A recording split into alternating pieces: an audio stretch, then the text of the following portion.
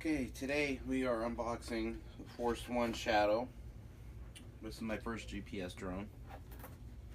Already have it out of the box. It came in very good foam packaging. They give you 2 batteries. The drone, which is fully assembled.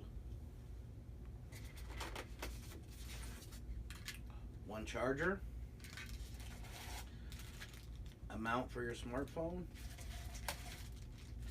Couple tools, and on the bottom side is the controller, some extra parts, and they also give you a USB fob to order spare parts. Overall, the build quality, it's a lot sturdier plastic to other drones that I've had. It's got a little bit of weight to it, so hopefully it's a better drone than some of the toy drones. And the one issue I see a lot of customers having is it getting to communicate with the controller on the first setup.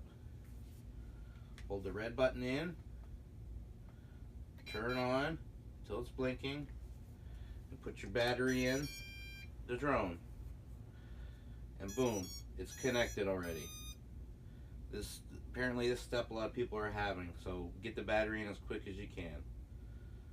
And I will do a flight and upload that video also.